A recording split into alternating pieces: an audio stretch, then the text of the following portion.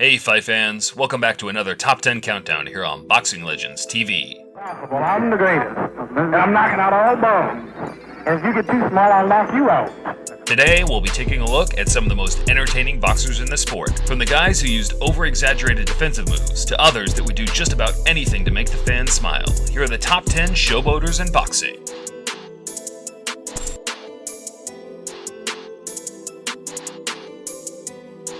Coming in at number 10, we have one of the most crude and insane fighters of all time, El Matador Ricardo Mayorga.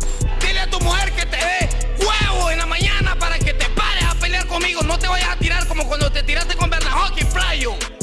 Mayorga had his fair share of achievements in boxing. He is a two-weight world champion and has competed in pay-per-view bouts against some of the biggest stars in modern-day boxing. But that is not what he will be remembered for. He is a madman, a wild animal at times, and he has probably had more fights outside of the ring than he's had inside. His famous arms-down approach in his two bouts against the dangerous power puncher Shane Mosley show you what kind of reckless man he is. 1-2. Look at Mayorga. Fight's on. Let me tell you, Mayorga, this gets Mayorga into it. He just let him hit him a left hand. Look at him. Right hand.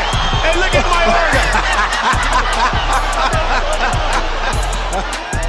Taking the number 9 slot, we have the 6'9" Gypsy King Tyson Fury. All these heavyweights are shit. You're looking at the saviour. Me. Fooled you all on that camera. I'm the fucking man. Always have been, always will be. Klitschko, you're getting knocked out, you fucking prick. As far as entertainment goes, Fury is 10 out of 10. He is one of the most confident trash talkers in the game, and so far, he has had the skill set to back up his words, as he's currently undefeated with a record of 25-0. Confidence as he is. If I can't beat him, going nowhere, am I?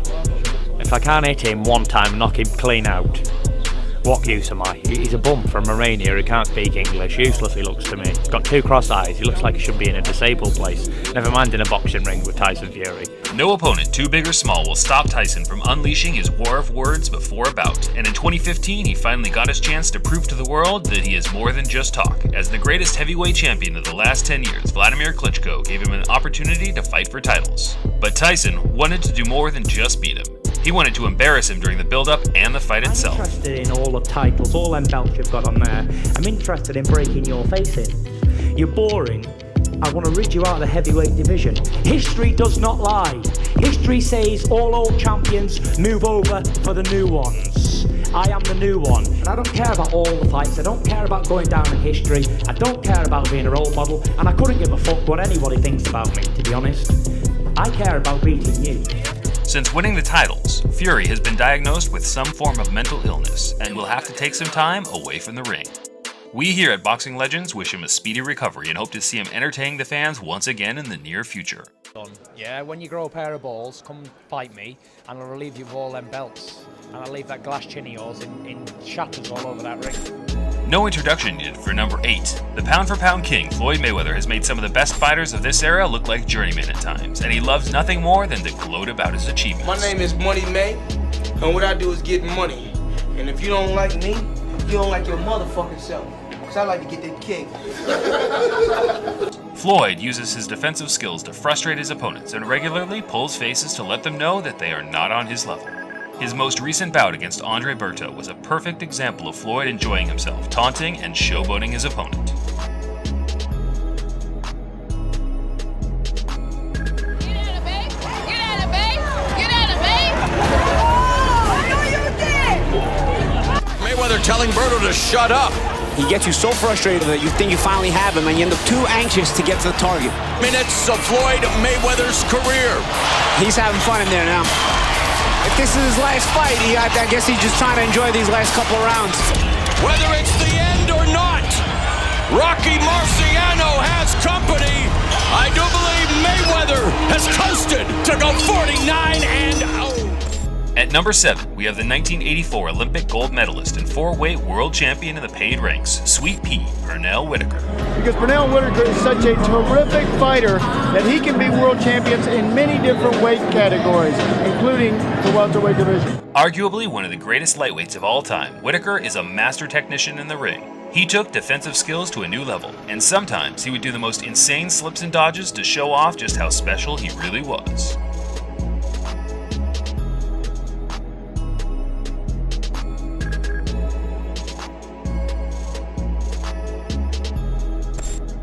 Coming in at number 6, we have the speedy modern-day great Sugar Ray Leonard. I never said, could I do it? Or is there a possibility I might do it? I always say, if Ray Leonard wants to do something, Ray Leonard can do it. Ray wasn't predominantly known for showboating, as he generally came across as a nice, respectable guy in and out of the ring. But a switch was turned on after suffering his first defeat to the vicious animal Roberto Duran in their first match in 1980. The nature of the loss was very hard for him and his fans to take, and in their rematch, he knew that an average points victory would not be enough to erase the memories of that night in Montreal. So 5 months later, he went out and avenged it in a way that no one possibly could forget. Into quitting. I think that Ray Leonard proved in the fights with Duran that he was more than a pretty face.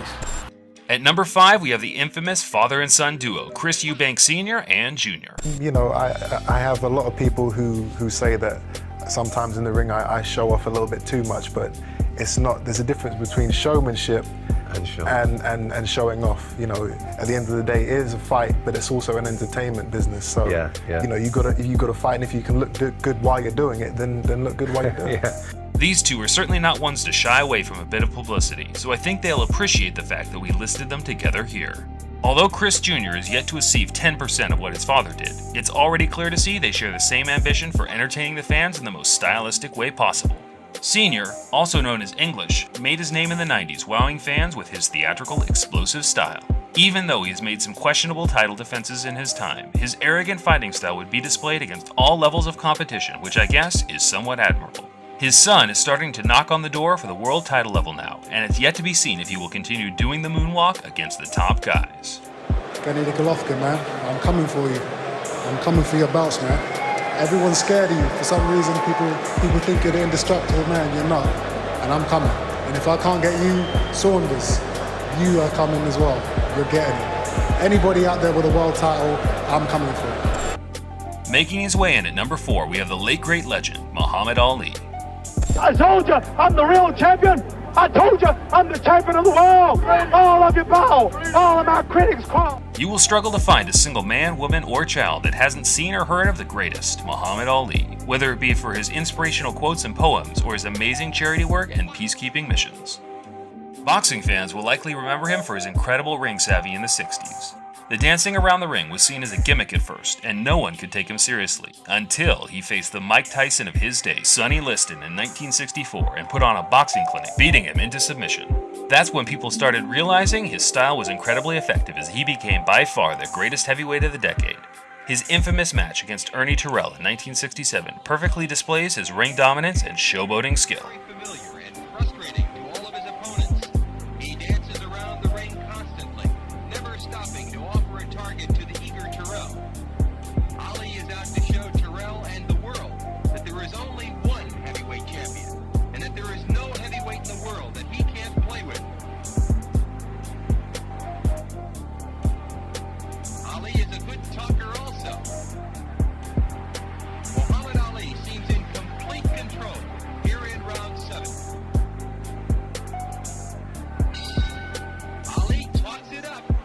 Taking the number 3 slot, we have the 90s fighter of the decade, Roy Jones Jr.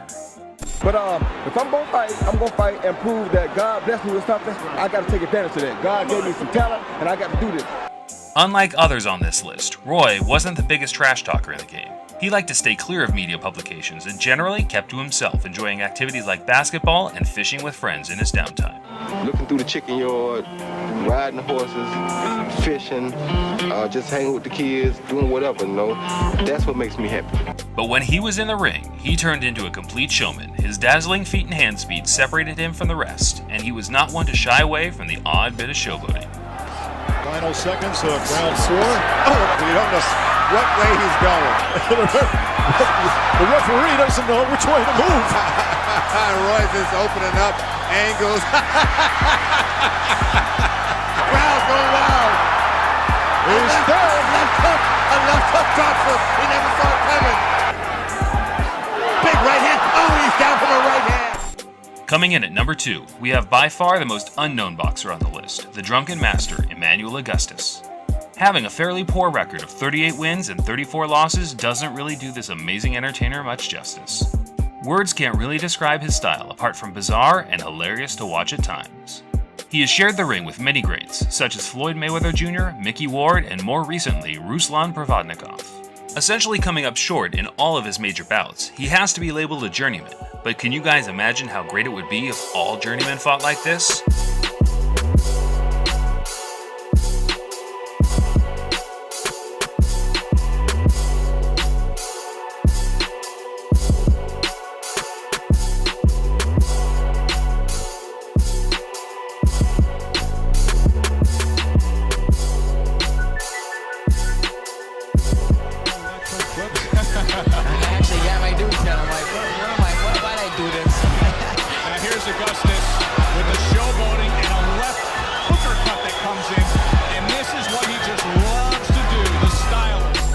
Before we take a look at number 1, here are some honorable mentions.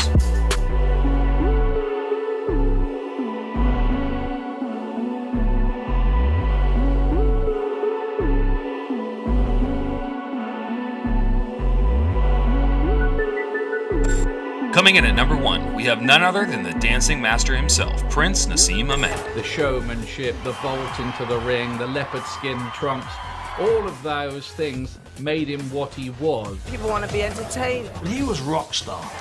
I was too strong, too fast, and too good. And I'm world champ. Our pick for the number 1 most entertaining boxer of all time was a quick and easy decision to make. Hamed wanted nothing more than to put smiles on all the faces of boxing fans around the world as he played with his opponents like it was a game of Fight Night on easy mode. From the moment he entered an arena, the show had begun. His ring entrances were outrageous and completely over the top. Then he would flip over the ropes to begin the action. During the fights, he would often have his hands by his side, slipping punches by mere millimeters, and then he would taunt his opponents after their miss. He also had very dangerous power and could finish a fight with one punch, which he did on many occasions. If you haven't seen a full Naseem Hamed fight, then we strongly advise you do so right after watching this, because quite simply, his whole career is a highlight reel. Watch the use of the shoulder. Again, that right hand working so well, and this is a very confident Hamed. Look at this, I think. He's trying to do all this for the Sheffield fans. He's playing to the audience, trying to taunt Porfadillo, who's taking all this. Thanks for watching, Fight fans. We hope you enjoyed this countdown today. If you did, please remember to smash that like button as it helps out this channel so much and will make us grow so we can keep producing this type of content for you guys. Until next time, this is Boxing Legends TV signing off.